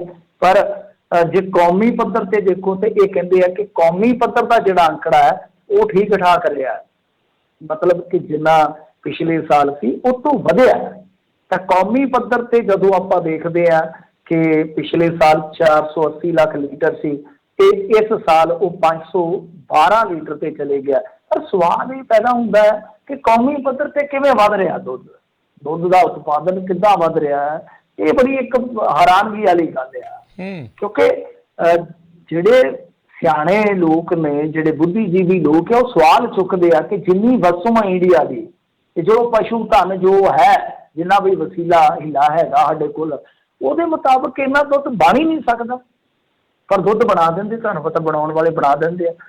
ਪਹਿਲਾਂ ਸਮਝਦੇ ਹੁੰਦੇ ਸੀ ਨਾ ਆਪਾਂ ਫਲਾਣਾ ਦੁੱਧ ਹੀ, ਤੇ ਉਹ ਮੁੜ ਕੇ ਦੁੱਧ ਪਾਉਣੋਂ ਹਟ ਗਿਆ, ਕਿਉਂਕਿ ਇੱਕ ਦਿਨ ਬ੍ਰਾਹਮਣ ਦੇ ਵਿੱਚੋਂ ਜਦੋਂ ਦੁੱਧ ਪਾਇਆ ਤੇ ਲੀਟਰ ਦੇ ਵਿੱਚ ਡੱਡੂ ਚਲ ਗਿਆ ਸੀ। ਉਦੋਂ ਨਿੱਕੀਆਂ ਗੱਲਾਂ ਹੁੰਦੀਆਂ ਸੀ। ਅੱਜ ਤੇ ਉਹ ਦੁੱਧ ਤੇ ਪਾਣੀ ਵਾਲਾ ਕੋਈ ਮੇਲ ਹੀ ਹੈ ਨਹੀਂ। ਅੱਜ ਤਾਂ ਸਿੰਥੈਟਿਕ ਦੁੱਧ ਆਪਾਂ ਕਿੰਨਾ ਦੇਖਦੇ ਆਪਣੇ ਪੰਜਾਬ 'ਚੋਂ। ਜਦੋਂ ਮਨਦੀਪ ਸਿੰਘ ਸਿੱਧੂ ਨੇ ਮੁਹਿੰਮ ਚਲਾਈ ਸੀਗੀ, ਕਿੰਨੇ ਕੇਸ ਫੜੇ ਗਏ ਸੀ ਪੰਜਾਬ ਦੇ ਵਿੱਚ। ਸੋ ਇਹ ਹੈ ਕਿ ਦੁੱਧ ਦੀ ਪੈਦਾਵਾਰ ਅੰਕੜਿਆਂ ਦੇ ਲਿਹਾਜ਼ ਨਾਲ ਤਾਂ ਠੀਕ ਕਹੀ ਜਾ ਸਕਦੀ ਹੈ ਕੌਮੀ ਪੱਧਰ ਤੇ, ਪਰੰਤੂ ਉਹਦੇ ਹੁਣ ਜੇ ਤਾਂ ਵੱਧਦੀ ਹੈ, ਦੋ ਪੱਖ ਨੇ। ਜੇ ਤਾਂ ਵੱਧਦੀ ਹੈ ਤਾਂ ਉਹ ਇਹ ਵੀ ਵੇਖਿਆ ਜਾਣਾ ਚਾਹੀਦਾ ਕਿ ਵਾਕਿਆ ਪਸ਼ੂ ਧਨ ਤੋਂ ਜੋ ਦੁੱਧ ਆਉਂਦਾ ਉਹ ਹੈ। ਦੂਜਾ ਪੱਖ ਇਹ ਹੈ ਕਿ ਜੇ ਘਟਦਾ मतलब कि पंजाब वर्गा सूबा जिहड़ा कि एक तरह नाल इह सहायक धंधा लैके चलदा है, जे ਉਹਦੀ ਇਸ ਮਾਮਲੇ ਦੇ ਵਿੱਚ ਕਮਤੀ ਆਉਂਦੀ ਹੈ, ਕੋਈ ਵੀ ਉਤਪਾਦਨ ਸ਼ਕਤੀ ਘਟਦੀ ਹੈ, ਉਹਦੇ ਕਾਰਨ ਲੱਭਣੇ ਪੈਣਗੇ ਤੁਹਾਨੂੰ। ਵੈਸੇ ਹੀ ਅਸੀਂ ਮਾਲ ਡੰਗਰ ਜਿਹੜਾ ਪਹਿਲਾਂ ਬਹੁਤ ਰੱਖਦੇ ਹੁੰਦੇ ਸਾਂ, ਹੁਣ ਤੇ ਉਹ ਗਾਇਬ ਹੁੰਦਾ ਜਾ ਰਿਹਾ। ਸਾਡੇ ਕਲਚਰ ਦੇ ਵਿੱਚ ਹੀ ਸੀ ਪਹਿਲਾਂ ਮਾਲ ਡੰਗਰ ਰੱਖਣਾ, ਹੁਣ ਲੋਕ ਜਿਹੜੇ ਪਾਸਾ ਜਿਹਾ ਵੱਟਦੇ ਆ। ਤੇ ਵੈਸੇ ਦੁੱਧ ਦਾ ਧੰਦਾ, ਦੁੱਧ ਦਾ ਕੰਮ ਕਿੱਤਾ ਜਿਹੜਾ ਕੋਈ ਮਾੜਾ ਨਹੀਂ ਹੈਗਾ, ਲੋਕ ਬਹੁਤ ਬਿਜ਼ਨਸ ਕਰਦੇ ਨੇ, ਪਰ ਇਹਦਾ ਆਪਣਾ ਜਿਹੜਾ ਡੇਅਰੀ ਉਦਯੋਗ ਦਾ ਹੈ ਨਾ, ਉਹਦਾ ਇੱਕ ਪੱਖ ਇਹ ਹੈ, ਦੁਖਾਂਤਕ ਪੱਖ ਇਹ ਆ ਕਿ ਬਹੁਤ ਵੱਡੇ ਪੱਧਰ ਤੇ ਡੇਅਰੀ ਫਾਰਮਿੰਗ ਕਰਨ ਵਾਲੇ ਲੋਕ ਜਿਹੜੇ ਆ ਇਸ ਗੱਲੋਂ ਪਿੱਟਦੇ ਆ ਕਿ ਸਾਨੂੰ ਪੂਰਾ ਰੇਟ ਨਹੀਂ ਦਿੱਤਾ ਜਾਂਦਾ, ਮਤਲਬ ਕਿ ਸਾਡੇ ਤੋਂ ਬਹੁਤ ਸਸਤੀਆਂ ਦਰਾਂ ਤੇ ਲੈ ਕੇ ਕੰਪਨੀਆਂ ਗਾਂ ਜਿਹੜਾ ਉਹ ਬਹੁਤ ਮਹਿੰਗੀਆਂ ਦਰਾਂ ਤੇ ਦੁੱਧ ਵੇਚ ਰਹੀਆਂ। ਜੀ ਜੀ ਜੀ, ਇਹ ਮਸਲਾ ਤਾਂ ਚੌਂਚ ਫੇਰੇ ਹਰ ਇੱਕ ਚੀਜ਼ ਦੇ ਨਾਲ ਜਿਹੜਾ ਉਹ ਬਣਦਾ ਜਾ ਰਿਹਾ ਆ। ਅਗਲੀ ਜਿਹੜੀ ਆਪਾਂ ਹਰਜੋਤ ਸਿੰਘ ਜੀ ਗੱਲ ਜਿਹੜੇ ਮਿੰਟੂ ਜੀ ਗੱਲ ਕਰਦੇ ਜਾਈਏ ਵੀ ਗੁਰਦੁਆਰਾ ਨਾਨਕ ਮੱਤਾ ਸਾਹਿਬ ਦੀ ਮੌਜੂਦਾ ਪ੍ਰਬੰਧਕ ਕਮੇਟੀ ਨੇ ਆਪਣੇ ਅਹੁਦੇ ਤੋਂ ਦਿੱਤੇ ਅਸਤੀਫੇ। ਜਾਣਦੇ ਇਹੋ ਜਿਹੀ ਕਮੇਟੀ ਤੋਂ ਕਰਵਾਉਣਾ ਵੀ ਕੀ ਆ, ਇਹਨਾਂ ਦੀ ਕਰਤੂਤ ਇਹ ਰਹੀ ਆ ਕਿ ਉੱਤਰਾਖੰਡ ਦੇ ਮੁੱਖ ਮੰਤਰੀ ਪੁਸ਼ਕਰ ਸਿੰਘ ਧਾਮੀ ਨੇ ਆਉਣਾ ਸੀਗਾ ਗੁਰਦੁਆਰਾ ਸ਼੍ਰੀ ਨਾਨਕ ਮੱਤਾ ਸਾਹਿਬ ਤੇ। ਚਲੋ ਹਰ ਇੱਕ ਬੰਦੇ ਦਾ ਸਵਾਗਤ ਕਰਨਾ ਚਾਹੀਦਾ ਜਦੋਂ ਵੀ ਕੋਈ ਇਸ ਤਰ੍ਹਾਂ ਪਹੁੰਚਦਾ ਹੈ, ਗੁਰੂ ਘਰ ਆਉਂਦਾ। ਵੈਸੇ ਤੇ ਗੁਰੂ ਘਰ ਸਾਰਿਆਂ ਨੂੰ ਇੱਕ ਆਮ ਨਿਮਾਣਾ ਬੰਦਾ ਬਣ ਕੇ ਜਾਣਾ ਚਾਹੀਦਾ ਸਾਡਾ, ਪਰ ਚਲੋ ਇਹ ਹੈ ਕਿ ਕਈ ਵਾਰ ਜਿੱਦਾਂ ਆਉਂਦੇ ਆ ਵੱਡੇ ਮੁੱਖ ਮੰਤਰੀ, ਪ੍ਰਧਾਨ ਮੰਤਰੀ, ਥੋੜਾ ਉਹਨਾਂ ਲਈ ਅਲੱਗ ਕਰ ਦਿੰਦੇ ਨੇ, ਪਰ ਉੱਥੇ ਤੇ ਨਾਚ ਕਰਵਾ ਦਿੱਤਾ, ਸਭ ਤੋਂ ਵੱਡੀ ਗੱਲ ਆ। ਥੋੜਾ ਚਲੋ ਅਲੱਗ ਟਰੀਟਮੈਂਟ ਤੇ ਦਿੰਦੀਆਂ ਨੇ ਕਮੇਟੀਆਂ, ਆਪਾਂ ਨੂੰ ਪਤਾ ਹੀ ਹੈ, ਕਈ ਵਾਰ ਵਿਤਕਰਾ ਵੀ ਕਰਦੇ ਆ, ਇਹ ਵੀ ਆਪਾਂ ਨੂੰ ਪਤਾ ਆਪਣੇ ਸਾਹਮਣੇ। ਪਰੰਤੂ ਆਹ ਇੱਕ ਨਵਾਂ ਚੰਦ ਚਾੜ ਦਿੱਤਾ ਇਹਨਾਂ ਨੇ ਕਿ ਨਾਚ ਕਰਵਾਇਆ ਗਿਆ, ਉੱਥੇ ਲੋਕ ਨਾਚ ਕਰਵਾ ਦਿੱਤਾ ਗਿਆ ਕੰਪਲੈਕਸ ਦੇ ਵਿੱਚ, ਵੀਡੀਓ ਵਾਇਰਲ ਹੋ ਗਈ। ਦੱਸੋ ਇਹੋ ਜਿਹੀ ਕਮੇਟੀ ਤੋਂ ਕੀ ਕਰਾਉਣਾ ਜਿਨ੍ਹਾਂ ਨੂੰ ਕਬੁੱਧਿਆਂ ਨੂੰ ਆਪਣੀ ਮਰਿਆਦਾ ਦਾ ਇਲਮ, ਮਰਿਆਦਾ ਦੀ ਜਾਣਕਾਰੀ ਨਹੀਂ ਹੈਗੀ ਕਿ ਅਸੀਂ ਇਹ ਕੀ ਕਰਤੂਤ ਕਰਵਾ ਰਹੇ ਹਾਂ ਜਾਂ ਕਰ ਰਹੇ ਹਾਂ, ਹੁਣ ਪਤਾ ਨਹੀਂ ਹੈ ਇਸ ਕਮੇਟੀ ਦਾ ਕੀ ਰੋਲ ਸੀ ਉਹਦੇ ਵਿੱਚ। ਤਾਂ ਖੈਰ ਇਹਨਾਂ ਨੇ ਯਾਨੀ ਸ਼੍ਰੋਮਣੀ ਗੁਰਦੁਆਰਾ ਪ੍ਰਬੰਧਕ ਕਮੇਟੀ ਦੇ ਪ੍ਰਬੰਧਕਾਂ ਨੇ, ਜਿਨ੍ਹਾਂ 'ਚ ਬੀਬੀ ਜਗਦੀਪ ਕੌਰ ਪ੍ਰਮੁੱਖ ਨੇ, ਉਹਨਾਂ ਨੇ ਜਥੇਦਾਰ ਸਾਹਿਬ ਦੇ ਆਦੇਸ਼ਾਂ ਅਨੁਸਾਰ ਸ਼੍ਰੀ ਅਕਾਲ ਤਖ਼ਤ ਸਾਹਿਬ ਦੇ ਵਧੀਕ ਮੁੱਖ ਗ੍ਰੰਥੀ ਹੈ ਜਿਹੜੇ ਗਿਆਨੀ ਮਲਕੀ ਸਿੰਘ ਜੀ, ਤੇ ਧਰਮ ਪ੍ਰਚਾਰ ਕਮੇਟੀ ਦੇ ਜਿਹੜੇ ਹੈੱਡ ਪ੍ਰਚਾਰਕ ਹੈ ਭਾਈ ਸਰਬਜੀਤ ਸਿੰਘ ਘੋਟੀਆਂ, ਤੇ ਇਹਨਾਂ ਦੇ ਨਾਲ ਮੇਰੇ ਖਿਆਲ ਦੇ ਨਾਲ ਧਾਰਮਿਕ ਪੜਤਾਲਾਂ ਦੇ ਕੋਈ ਇੰਚਾਰਜ ਨੇ ਅਜੀਤ ਸਿੰਘ। ਇਹਨਾਂ ਤਿੰਨਾਂ ਦੇ ਆਧਾਰ ਤੇ ਇੱਕ ਕਮੇਟੀ ਬਣਾਈ ਸੀਗੀ, ਉੱਤਰਾਖੰਡ ਦੇ ਵਿੱਚ ਭੇਜੀ ਸੀ। ਤਾਂ ਇਹਨਾਂ ਨੇ ਬਹੁਤ ਤੱਤ-ਫੱਟ ਜਾਂਚ ਪੜਤਾਲ ਕੀਤੀ, ਸਾਰਿਆਂ ਦੇ ਬਿਆਨ ਦਰਜ ਕੀਤੇ। ਉਸ ਤੋਂ ਬਾਅਦ ਫਿਰ ਉਹਨਾਂ ਦਾ ਰੋਲ, ਜਿਵੇਂ ਮੈਂ ਤੁਹਾਨੂੰ ਕਿਹਾ ਕਿ ਦਾਗੀ ਪਾਇਆ ਗਿਆ ਕਿਸੇ ਨਾ ਕਿਸੇ ਮਾਮਲੇ 'ਚ। ਤਾਂ ਵੱਡੀ ਖਬਰ ਇਹ ਆ ਰਹੀ ਹੈ SEPC ਦੇ ਹਵਾਲੇ ਦੇ ਨਾਲ ਕਿ ਨਾਨਕ ਮੱਤਾ ਸਾਹਿਬ ਦੀ ਜਿਹੜੀ ਮੌਜੂਦਾ ਪ੍ਰਬੰਧਕ ਕਮੇਟੀ ਆ, ਉਹ ਸਾਰੀ ਦੀ ਸਾਰੀ ਆਪਣੇ ਅਹੁਦਿਆਂ ਤੋਂ ਹਟ ਗਈ ਹੈ। ਚੰਗੀ ਗੱਲ ਆ, ਕਿਉਂਕਿ ਬਾਹਰ ਜੇ ਆਪਾਂ ਦੇਖੀਏ ਹੁਣ ਇਹਨਾਂ ਨੇ ਉੱਥੇ ਪਟਨਾ ਸਾਹਿਬ ਦੇ ਵਿੱਚ ਚੋਣ ਕਰਵਾਈ ਆ, ਉਹ ਵੀ ਵਿਵਾਦਾਂ ਦੇ ਵਿੱਚ। ਉੱਥੇ ਗੋਬਿੰਦ ਸਿੰਘ ਲੌਂਗੋਵਾਲ ਪਹੁੰਚਦਾ, ਜਿਹੜੇ ਕਿ ਉੱਥੇ ਜਾ ਹੀ ਨਹੀਂ ਸੀ ਸਕਦੇ, ਉਹਨੂੰ ਲੈ ਕੇ ਬਹੁਤ ਜ਼ਿਆਦਾ ਵਿਵਾਦ ਹੋਏ। ਸੋ ਬਾਹਰ ਵੀ ਬਹੁਤ ਜ਼ਿਆਦਾ ਵਿਵਾਦ ਆਪਾਂ ਨੂੰ ਵੇਖਣ ਨੂੰ ਮਿਲ ਰਹੇ ਆ। ਇਹ ਹੁਣ ਦੇਖਣਾ ਹੋਏਗਾ ਕਿ ਇਕੱਲਾ ਉਹਨਾਂ ਨੂੰ ਅਹੁਦੇ ਤੋਂ ਹਟਾ ਕੇ ਇਹਦਾ ਸਾਰ ਦਿੱਤਾ ਜਾਂਦਾ ਜਾਂ ਉਹਨਾਂ ਨੂੰ ਹੋਰ ਜਿੱਦਾਂ ਧਾਰਮਿਕ ਰਹੁ ਰੀਤਾਂ ਨੇ ਸਿੱਖ ਪੰਥ ਦੇ ਮੁਤਾਬਕ ਜਿੱਦਾਂ ਚੱਲਦਾ ਅਕਾਲ ਤਖ਼ਤ ਸਾਹਿਬ ਤੋਂ, ਜਿਸ ਤਰ੍ਹਾਂ ਤੁਹਾਨੂੰ ਪਤਾ ਸਜ਼ਾ ਲਾਈ ਜਾਂਦੀ ਹੈ ਜਾਂ ਜਵਾਬ ਤਲਬੀ ਕੀਤੀ ਜਾਂਦੀ ਹੈ, ਕੀ ਇਸ ਤਰ੍ਹਾਂ ਵੀ ਕੀਤਾ ਜਾਏਗਾ ਜਾਂ ਸਿਰਫ ਤੇ ਸਿਰਫ ਇਹ ਕਹਿ ਦਿੱਤਾ ਗਿਆ ਕਿ ਅਹੁਦੇ ਛੱਡ ਦਿਓ, ਤੁਹਾਡੀ ਜਗ੍ਹਾ ਤੇ ਕੋਈ ਹੋਰ ਬਿਠਾ ਦਿਓ। ਜੀ ਜੀ ਬਿਲਕੁਲ। ਅਗਲੀ ਆਪਾਂ ਮਿੰਟੂ ਜੀ ਗੱਲ ਕਰੀਏ ਤਾਂ ਖੁਦਕੁਸ਼ੀ ਮਾਮਲੇ ਦੇ ਵਿੱਚ ਬੇਅੰਤ ਕੌਰ ਬਰਖਲਾਫ ਹੁਣ ਮੁਕੱਦਮਾ ਦਰਜ। ਹਾਂਜੀ, ਇਹ ਉਹੀ ਮਾਮਲਾ ਸੀਗਾ, ਤੁਹਾਨੂੰ ਪਤਾ ਹੀ ਹੈ, ਜਿਹੜਾ ਉਹ ਕੁੜੀ ਕੈਨੇਡਾ ਚਲੇ ਗਈ ਤੇ ਪਿੱਛੋਂ ਮੁੰਡਾ ਸੀਗਾ ਜਿਹੜਾ ਉਹ ਵੀ ਹੌਲੀ ਜਿਹੀ ਉਮਰ ਦਾ ਸੀ, ਕੁੜੀ ਵੀ ਹੌਲੀ ਜਿਹੀ ਉਮਰ ਦੀ ਸੀਗੀ, ਜੋੜੀ ਇੱਕੋ ਜਿਹੀ ਸੀ ਵਿਚਾਰਿਆਂ ਦੀ। ਚਲੋ ਹੁਣ ਜੋ ਆਪਾਂ ਕਹੀਏ ਕੀ ਕਹੀਏ, ਤਾਂ ਉਹ ਮੁੰਡਾ ਖੁਦਕੁਸ਼ੀ ਕਰ ਗਿਆ।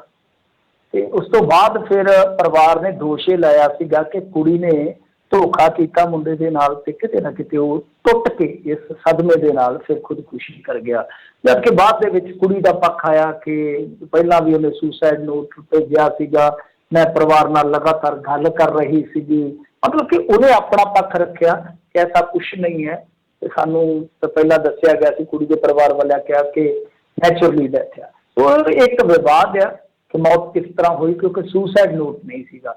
ਤਾਂ ਉਹਦੇ ਤੇ ਹੁਣ ਅਜੇ ਤਾਂ ਇੰਤਜ਼ਾਰ ਕੀਤਾ ਜਾ ਰਿਹਾ ਪੋਸਟਮਾਰਟਮ ਦੀ ਰਿਪੋਰਟ ਦਾ, ਵਿਸਰਾ ਵਗੈਰਾ ਭੇਜਿਆ ਹੋਇਆ ਇਹਨਾਂ ਨੇ। ਪਰ ਵੱਡੀ ਗੱਲ ਇਹ ਸੀਗੀ ਕਿ ਪੁਲਿਸ ਇਹਦੇ 'ਚ ਮਾਮਲਾ ਹੀ ਨਹੀਂ ਸੀ ਦਰਜ ਕਰ ਰਹੀ, ਕਿਉਂਕਿ ਆਪਾਂ ਕੁਛ ਵੀ ਵੇਖਦੇ ਹਾਂ ਜਦੋਂ ਆਮ ਤੌਰ ਤੇ ਦੇਖਦੇ ਹਾਂ ਕਿ ਮਾੜਾ ਜਿਹਾ ਕੋਈ ਇਲਜ਼ਾਮ ਲਾਉਂਦਾ, ਕੋਈ ਕਹਿੰਦਾ ਕਿ ਮੇਰੇ ਨਾਲ ਧੱਕਾ ਹੋਇਆ, ਤਾਂ ਪਰਚਾ ਦਰਜ ਕਰਨਾ ਹੱਕ ਬਣਦਾ ਪੁਲਿਸ ਦਾ, ਇਨਵੈਸਟੀਗੇਸ਼ਨ ਕਰੇ। ਹਾਂ, ਇਹ ਨਹੀਂ ਹੈ ਕਿ ਕਿਸੇ ਨੂੰ ਨਜਾਇਜ਼ ਉਡੰਗ ਦਿਓ, ਪਰ ਮਾਮਲਾ ਨਹੀਂ ਸੀ ਦਰਜ ਕੀਤਾ ਜਾ ਰਿਹਾ। ਜਿਹੜੀ ਵੱਡੀ ਗੱਲ ਹੈ, ਬੀਬੀ ਮਨੀਸ਼ਾ ਗੁਲਾਟੀ ਵੀ ਵਾਰ-ਵਾਰ ਕਹਿ ਰਹੀ ਸੀ ਕਿ ਮੈਂ ਰੋਜ਼ ਐਸਐਸਪੀ ਨੂੰ ਫੋਨ ਕਰਨੀ ਆ, ਪਰੰਤੂ ਪੁਲਿਸ ਐਫਆਈਆਰ ਦਰਜ ਕਰਨ ਤੋਂ ਟਾਲਾ ਵੱਟ ਰਹੀ ਹੈ। ਤਾਂ ਇਹ ਆਪਣੇ ਆਪ ਦੇ ਵਿੱਚ ਇੱਕ ਬਹੁਤ ਵੱਡਾ ਸਵਾਲ ਸੀ। ਔਰ ਦੂਜੀ ਗੱਲ ਇਹ ਆ ਕਿ ਟਰੂਡੋ ਸਾਹਿਬ ਨੂੰ ਚਿੱਠੀਆਂ ਲਿਖੀਆਂ ਜਾ ਰਹੀਆਂ ਤੋਂ ਬੀਬੀ ਮਨੀਸ਼ਾ ਗੁਲਾਟੀ ਵੱਲੋਂ। ਇਹ ਲੋਕ ਕਹਿ ਰਹੇ ਸੀ ਕਿ ਤੁਹਾਡੀ ਸਰਕਾਰ ਦੇ ਅਧੀਨ ਜਿਹੜੀ ਪੁਲਿਸ ਹੈ ਉਹ ਤੇ ਪਰਚਾ ਨਹੀਂ ਦਰਜ ਕਰ ਰਹੀ, ਤੇ ਦੂਜੀ ਸਰਕਾਰ ਕਿਸੇ ਵੀ ਸਟੂਡੈਂਟ ਨੂੰ ਪਰਚੇ ਤੋਂ ਬਗੈਰ ਕੀ ਕਹੂਗੀ ਦੱਸੋ, ਜਦੋਂ ਉਹਦੇ ਖਿਲਾਫ ਐਫਆਈਆਰ ਹੀ ਨਹੀਂ ਕਰ ਰਹੇ ਤੁਸੀਂ। ਕੋਈ ਪੋਸਟਮਾਰਟਮ ਦੀ ਰਿਪੋਰਟ ਨਹੀਂ ਤੁਹਾਡੇ ਕੋਲ। ਪੋਸਟਮਾਰਟਮ ਦੀ ਰਿਪੋਰਟ ਵੇਖੋ, ਇਹੋ ਜਿਹੇ ਮਾਮਲੇ ਦੇ ਵਿੱਚ ਵੀ ਕਿੰਨੇ ਦਿਨ ਹੋ ਗਏ ਆ, ਤਾਂ ਤੁਸੀਂ ਆਪ ਹਿਸਾਬ ਨਾਲ ਲਓ, ਇਹ ਤੇ ਮਾਮਲਾ ਬਹੁਤ ਜ਼ਿਆਦਾ ਸੁਰਖੀਆਂ ਦੇ ਵਿੱਚ ਆ, ਤਦ ਵੀ ਕਿੰਨੀ ਦੇਰੀ ਲੱਗ ਰਹੀ ਆ। ਤਾਂ ਤੁਸੀਂ ਸੋਚੋ ਕਿ ਆਮ ਗਰੀਬ, ਆਮ ਮਾਤੜ ਜਦੋਂ ਮਰਦਾ ਹੋਏਗਾ ਉਹਨੂੰ ਡੈਥ ਸਰਟੀਫਿਕੇਟ ਜਾਂ ਇਹ ਪੋਸਟਮਾਰਟਮ ਦੀ ਰਿਪੋਰਟ ਕਿੰਨੀ ਵੇਲੇ ਸਿਰ ਮਿਲਦੀ ਹੋਏਗੀ, ਇਹ ਅੰਦਾਜ਼ਾ ਲਾ ਲਓ ਇਸ ਚੀਜ਼ ਤੋਂ। ਅੱਛਾ, ਉਸ ਤੋਂ ਬਾਅਦ ਹੋਇਆ ਕਿ ਪਰਿਵਾਰ ਜਿਹੜਾ ਆ ਉਹ ਪਹਿਲਾਂ ਤੇ ਉਡੀਕਦਾ ਰਿਹਾ, ਪੀੜਤ ਪਰਿਵਾਰ, ਫਿਰ ਮੁੜ ਕੇ ਉਹਨਾਂ ਨੇ ਮਤਲਬ ਕਿ ਧਰਨੇ ਲਾਉਣੇ ਸ਼ੁਰੂ ਕਰ ਦਿੱਤੇ। ਹੁਣ ਦੇਖੋ ਇਹਨਾਂ ਨੇ 420 ਦਾ ਮਾਮਲਾ ਦਰਜ ਕਰ ਲਿਆ, 420 ਦਾ। ਹੁਣ ਜੇ 420 ਦਾ ਮਾਮਲਾ ਦਰਜ ਕਰ ਲਿਆ, ਇੱਕ ਦੇਖੋ ਕਾਮਨ ਸੈਂਸ ਦੀ ਗੱਲ ਆ, ਆਪਾਂ ਜੱਜਮੈਂਟਲ ਨਹੀਂ ਹੋਵਾਂਗੇ, ਚਲੋ ਜਿਵੇਂ ਜਿਵੇਂ ਸਬੂਤ ਆਉਣਗੇ, ਜਿਵੇਂ ਜਿਵੇਂ ਪੱਖਗਾਂ ਜਾਂ ਤੱਥ ਜਾਂ ਜਿਹੜੀਆਂ ਵੀ ਚੀਜ਼ਾਂ ਹੋਣਗੀਆਂ ਉਹ ਸਟੈਬਲਿਸ਼ ਹੋਣਗੀਆਂ, ਉਹਦੇ ਹਿਸਾਬ ਨਾਲ ਇਹ ਕੇਸ ਅੱਗੇ ਵਧੇਗਾ। ਪਰੰਤੂ ਜ਼ਾਰਾ ਜੀ ਗੱਲ ਹੈ ਨਾ ਕਿ ਜੇ ਪੁਲਿਸ ਇਹ ਮੰਨ ਰਹੀ ਹੈ ਕਿ ਫਰਾਡ ਹੋਇਆ, ਤਾਂ ਫਿਰ ਤਾਂ ਖੁਦਕੁਸ਼ੀ ਆਪਣੇ ਆਪ ਹੀ ਜੁੜ ਜਾਂਦੀ ਹੈ, ਕਿਉਂਕਿ ਪਰਿਵਾਰ ਵੀ ਇਹੀ ਕਹਿ ਰਿਹਾ ਨਾ ਕਿ ਭਾਈ ਇਹਨੇ ਖੁਦਕੁਸ਼ੀ ਇੱਕ ਫਰਾਡ ਤੋਂ ਜਾਂ ਧੋਖੇ ਤੋਂ, ਧਾਗੇ ਤੋਂ ਦੁਖੀ ਹੋ ਕੇ ਕੀਤੀ। ਉਹੀ ਗੱਲ ਕਹਿ ਰਹੇ ਆ। ਉਹ ਕਹਿੰਦੇ ਕਿ 306 ਦਾ ਪਰਚਾ ਦਰਜ ਕਰੋ। ਅੱਜ ਉਹਨਾਂ ਨੇ ਉਹ ਚੰਡੀਗੜ੍ਹ ਵਾਲਾ ਜਿਹੜਾ ਰੋਡ ਆ ਧਨੌਲੇ ਦੇ ਲਾਗੇ ਉਹ ਰੋਕੀ ਰੱਖਿਆ, ਵਰਦੇ ਮੀਂਹ ਦੇ ਵਿੱਚ ਉਹ ਬੈਠੇ ਰਹੇ ਨੇ ਉੱਥੇ। ਸੋ ਪੁਲਿਸ ਜੇ ਏਦਾਂ ਕਰ ਰਹੀ ਹੈ ਕਿ ਪ੍ਰੈਸ਼ਰਾਈਜ਼ ਹੋ ਕੇ 420 ਲਾ ਦਿੱਤੀ ਤੇ ਬਣਦੀ ਨਹੀਂ ਹੈ, ਫਰਜ਼ ਕਰੋ, ਤੇ ਫਿਰ ਉਹ ਕੇਸ ਤੇ ਗਾਂਹ ਜਾ ਕੇ ਵੀ ਨਹੀਂ, ਉੱਥੇ ਜਾ ਕੇ ਸਟੈਬਲਿਸ਼ ਹੋਣਾ, ਇਨਸਾਫ ਤੇ ਫਿਰ ਵੀ ਨਹੀਂ ਮਿਲਣਾ ਉਸ ਮੁੰਡੇ ਨੂੰ ਜਾਂ ਉਸ ਮੁੰਡੇ ਦੀ ਮਾਂ ਨੂੰ ਜਾਂ ਉਸ ਮੁੰਡੇ ਦੇ ਪੇ ਨੂੰ, ਕਿ ਜੇ ਤੁਸੀਂ ਦਬਾਅ ਕਰ ਰਹੇ ਹੋ 420, ਤੇ ਜੇ ਨਿਆਂ ਪੂਰਾ ਹੀ ਦਬਾਉਣਾ ਫਿਰ 420 ਦਾ ਤੁਸੀਂ ਮੰਨਦੇ ਹੋ ਕਿ ਪਰਚਾ ਫੜਦਾ ਹੈ, ਫਿਰ ਤਾਂ ਤੁਸੀਂ ਚਲੋ ਠੀਕ ਹੈ, ਹਾਲ ਦੀ ਘੜੀ ਤਾਂ ਨਹੀਂ, ਕੋਈ ਤੁਹਾਡੇ ਕੋਲ ਐਵੀਡੈਂਸ ਨਹੀਂ ਹੋਏਗਾ, ਪਰ ਉਸ ਪਰਿਵਾਰ ਨੂੰ ਭਰੋਸੇ 'ਚ ਤਾਂ ਲੈ ਲਓ ਕਿ ਜਿਵੇਂ ਪੋਸਟਮਾਰਟਮ ਦੀ ਰਿਪੋਰਟ ਆਵੇਗੀ ਜਾਂ ਜਿਵੇਂ ਸਾਡੇ ਕੋਲ ਐਵੀਡੈਂਸ ਜ਼ਿਆਦਾ ਹੋ ਜਾਣਗੇ, ਭਾਈ ਅਸੀਂ ਇਸ ਧਾਰਾ 'ਚ ਵਾਧਾ ਕਰ ਦੇਵਾਂਗੇ। ਗੱਲ ਤਾਂ ਦੇਖੋ ਭਰੋਸੇ 'ਚ ਲੈਣ ਦੀ ਹੁੰਦੀ ਹੈ ਕਿ ਇੱਕ ਧਾਰਾ ਜਿਹੜੀ ਐਫਆਈਆਰ 'ਚ ਲੱਗੀ ਹੈ ਪਹਿਲਾਂ, ਉਹ ਗਾਂਹ ਜਾ ਕੇ ਉਹਦੇ 'ਚ ਐਡ ਆਨ ਕਰ ਦਿਓ, ਭਾਵੇਂ ਜਿੰਨੀਆਂ ਮਰਜ਼ੀ ਧਾਰਾ ਐਡ ਆਨ ਕਰ ਦਿਓ। ਹੁਣ ਆਪਾਂ ਪਿੱਛੇ ਜੇ ਕੁੰਵਰ ਵਿਜੇ ਪ੍ਰਤਾਪ ਵਾਲੇ ਮਾਮਲੇ 'ਚ ਦੇਖਿਆ ਨਾ, ਉਹ ਨੇ ਇਹੀ ਕਿਹਾ ਕਿ ਇੱਕ ਮਾਮਲੇ 'ਚ 2 ਐਫਆਈਆਰ ਕਿਉਂ ਪਈ, ਤੁਸੀਂ ਉਹਦੇ 'ਚ ਹੀ ਬਦਲ ਸਕਦੇ ਸੀ ਕਿ ਜੇ ਮੰਨ ਲਓ ਕਿਸੇ ਦੇ ਬਿਆਨਾਂ ਤੇ ਪਰਚਾ ਹੈ ਤਾਂ ਉਹ ਕੱਲ ਨੂੰ ਕਾਤਲ ਵੀ ਸਾਬਤ ਹੋ ਸਕਦਾ ਹੈ ਕਿ ਕੰਮ ਉਹਨੇ ਨੇ ਕੀਤਾ, ਤੁਸੀਂ ਉਹਨੂੰ ਉੱਥੇ ਐਫਆਈਆਰ 'ਚ ਰੱਖ ਸਕਦੇ ਹੋ।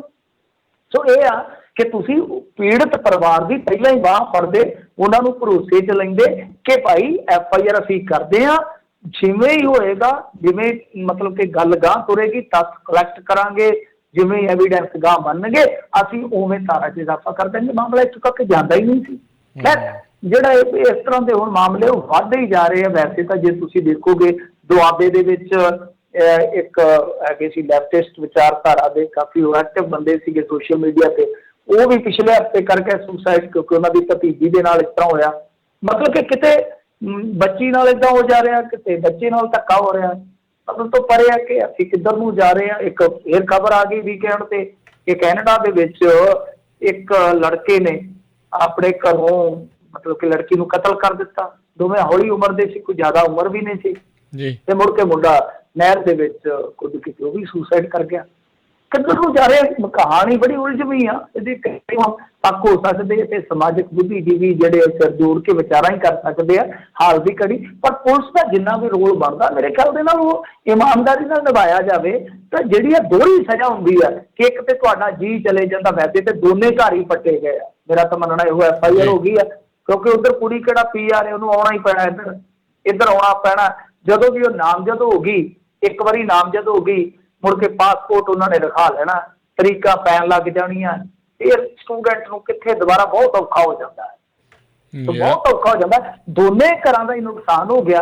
ਤਾਂ ਆਹ ਦੋਹਰੀ ਸਜ਼ਾ ਹੈ ਨਾ ਕਿ ਪੀੜਤਾਂ ਨੂੰ ਫੇਰ ਧਰਨੇ ਤੇ ਬੈਠਣਾ ਪਵੇ।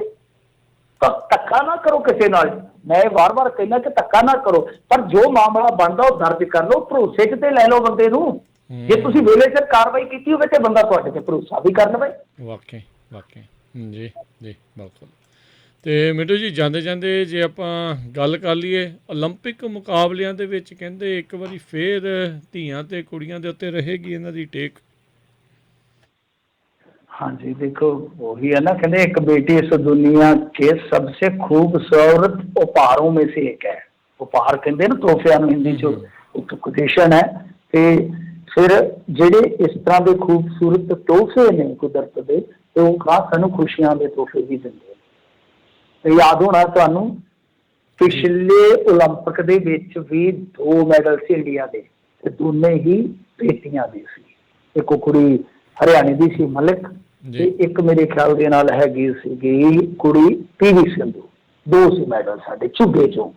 ਤੇ ਇਸ ਵਾਰੀ ਵੀ ਲੱਗਦਾ ਇਹੋ ਆ ਕਿ ਭਾਈ ਬੇਰੰਗ ਘਰ ਕੀ ਵੀ ਖੁਸ਼ੀ ਸੇ ਭਰ ਦੇਤੀ ਹੈ ਬੇਟੀਆਂ, ਜਿਵੇਂ ਕਹਿੰਦੇ ਹੁੰਦੇ ਆ ਨਾ, ਬੇਰੰਗ ਘਰ ਨੂੰ ਵੀ ਖੁਸ਼ੀਆਂ ਨਾਲ ਭਰ ਦਿੰਦੀਆਂ ਨੇ ਬੇਟੀਆਂ। ਐਤਕੀ ਵੀ 140 ਕਰੋੜ ਲੋਕਾਂ ਦੀਆਂ ਉਮੀਦਾਂ ਜਿਹੜੀਆਂ ਕਿ ਬਲੈਕ ਐਂਡ ਵਾਈਟ ਜਿਹੀਆਂ ਹੋਈਆਂ ਪਈਆਂ, ਇਹਨਾਂ ਦੇ ਵਿੱਚ ਰੰਗ ਬੇਟੀਆਂ ਭਰ ਸਕਦੀਆਂ। ਕਿਉਂ? ਕਿਉਂਕਿ ਜੋ ਸੰਸਾਰ ਪ੍ਰਸਿੱਧ ਖਿਡਾਰਨ ਆ ਸਿੰਧੂ, ਜਿਹਦਾ ਹੁਣੇ ਮੈਂ ਜ਼ਿਕਰ ਕੀਤਾ, ਉਹ ਪਹੁੰਚ ਗਈ ਆ ਪ੍ਰੀ ਕੁਆਟਰ ਦੇ ਵਿੱਚ। ਮੈਚ ਉਹਦੇ ਪਹਿਲਾਂ ਤਾਂ ਇੱਕ ਤਰਫੀ ਰਹੇ ਆ, ਹੁਣ ਤਗੜੇ ਮੈਚ ਗਾਹ ਮਿਲਣਗੇ। ਪ੍ਰੀ ਕੁਆਟਰ ਸੈਮੀ ਉਹ ਔਖੇ ਹੋਣਗੇ, ਟਫ ਹੋਣਗੇ, ਪਰ ਉਹ ਖਿਡਾਰਨ ਬਹੁਤ ਜ਼ਬਰਦਸਤ ਹੈ, ਉਹਦੇ 'ਤੇ ਉਮੀਦ ਕੀਤੀ ਜਾ ਸਕਦੀ। ਇਸੇ ਤਰ੍ਹਾਂ ਇੱਕ ਤੀਰ ਅੰਦਾਜ਼ ਕੁੜੀ ਆ ਦੀਪਿਕਾ, ਬਹੁਤ ਲੋਕ ਜੀਨੀਅਸ ਆ ਆਪਣੇ ਇਸ ਖੇਡ ਮੁਕਾਬਲਿਆਂ ਦੇ ਵਿੱਚ। ਉਹਨੇ USA ਦੀ ਜੈਨੀਫਰ ਮਸੀਨੋ ਫਰਨਾਂਡੇਜ਼ ਨੂੰ ਹਰਾਇਆ, ਉਹ ਚਲੇਗੀ ਆ ਕੁਆਟਰ ਫਾਈਨਲ ਦੇ ਵਿੱਚ। ਇਸੇ ਤਰ੍ਹਾਂ ਇੱਕ ਮੁੱਕੇਬਾਜ਼ ਆ ਕੁੜੀ ਪੂਜਾ ਰਾਣੀ, ਉਹਨੇ ਅਲਜੀਰੀਆ ਦੀ ਇਟਰਾਕ ਚੈਬ ਨੂੰ 5-0 ਨਾਲ ਹਰਾ ਦਿੱਤਾ, ਮਤਲਬ ਕਿ ਇੱਕ ਪਾਸੜੀ ਮੈਚ ਸੀ, ਉਹ ਵੀ ਐਂਟਰ ਕਰ ਗਈ ਆ ਕੁਆਟਰ ਫਾਈਨਲ ਦੇ ਵਿੱਚ। ਮਤਲਬ ਕਿ ਇਹ 3 ਬਹੁਤ ਵੱਡੀਆਂ ਉਮੀਦਾਂ ਨੇ ਇਸ ਟਾਈਮ। ਜਿਵੇਂ ਲਾਸਟ 2 ਕੁੜੀਆਂ ਦੀ ਆਪਾਂ ਗੱਲ ਕੀਤੀ ਹੈ, ਦੀਪਿਕਾ ਤੇ ਪੂਜਾ ਦੀ, ਜੇ ਇਹਨਾਂ ਨੇ ਇੱਕ ਸਟੈਪ ਹੋਰ ਚੱਕ ਲਿਆ ਗਾ, ਮਤਲਬ ਕਿ ਇੱਕ ਕਦਮ ਹੋਰ ਵੱਧ ਗਈਆਂ, ਇੱਕ ਮੈਚ ਹੋਰ ਕੱਢ ਦਿੱਤਾ, ਤੇ ਫਿਰ ਮੈਡਲ ਤਕਰੀਬਨ ਪੱਕਾ ਹੋ ਗਿਆ ਸੀ। ਤੇ ਇੱਧਰ ਦੂਸਰੇ ਪਾਸੇ ਜੇ ਆਪਾਂ ਦੇਖੀਏ ਹਾਕੀ ਦੇ ਵਿੱਚ ਖਿਡਾਰਨਾਂ ਨੇ ਨਿਰਾਸ਼ ਕੀਤਾ ਵਾ। ਬਰਤਾਨੀਆ ਦੇ ਹੱਥੋਂ ਇੰਡੀਆ 4-1 ਨਾਲ ਅੱਜ ਹਾਰ ਗਿਆ। ਪਰ ਇਹ ਜਿਹੜੀਆਂ ਬੇਟੀਆਂ ਨੇ, 3 ਬੇਟੀਆਂ, ਇਹਨਾਂ ਨੇ ਇੰਡੀਆ ਨੂੰ ਥੋੜ੍ਹਾ ਜਿਹਾ ਅੱਜ ਖੁਸ਼ੀ ਦੇਣ ਦਾ ਇੱਕ ਤਰ੍ਹਾਂ ਨਾਲ ਕਹਿ ਲਓ ਤਹਈਆ ਕੀਤਾ, ਤਰੱਦਦ ਕੀਤਾ, ਤੇ ਲੋਕਾਂ ਦੀਆਂ ਉਮੀਦਾਂ ਵੱਧੀਆਂ ਕਿ ਆਉਣ ਵਾਲੇ ਦਿਨਾਂ ਦੇ ਵਿੱਚ ਹੋ ਸਕਦਾ 1-2 ਮੈਡਲ ਜਿਹੜੇ ਆ ਉਹ ਬੇਟੀਆਂ ਲਿਆ ਦੇਣ। ਜੀ, ਅਤੇ ਬਹੁਤ ਬਹੁਤ ਸ਼ੁਕਰੀਆ ਮਿੰਟੂ ਜੀ, ਤੁਸੀਂ ਸਾਡੇ ਨਾਲ ਜੁੜੇ ਇਹਨਾਂ ਖਬਰਾਂ ਬਾਰੇ ਜਾਣਕਾਰੀ ਦਿੱਤੀਆਂ। ਮਿਲਦੇ ਹਾਂ ਜੀ ਅਗਲੀ ਵਾਰ। ਧੰਨਵਾਦ। ਸਤਿ ਸ਼੍ਰੀ ਅਕਾਲ। ਸਤਿ ਸ਼੍ਰੀ ਅਕਾਲ ਜੀ। ਅਤੇ ਸਰੋਤਿਓ ਇੱਥੇ ਹੀ ਸਾਡਾ ਅੱਜ ਦਾ ਇਹ ਪ੍ਰੋਗਰਾਮ ਹੁਣ ਸਮਾਪਤ ਹੈ। ਮਿਲਦੇ ਹਾਂ ਅਗਲੀ ਵਾਰ। ਤੱਕ ਲਈ ਮੇਰੇ ਵੱਲੋਂ ਵੀ ਤੁਹਾਨੂੰ ਸਭ ਨੂੰ ਪਿਆਰ ਸਤਿਕਾਰ ਸਹਿਤ ਸਤਿ ਸ਼੍ਰੀ ਅਕਾਲ। ਸੁਣਦੇ ਰਹੋ ਪੰਜਾਬੀ ਰੇਡੀਓ USA।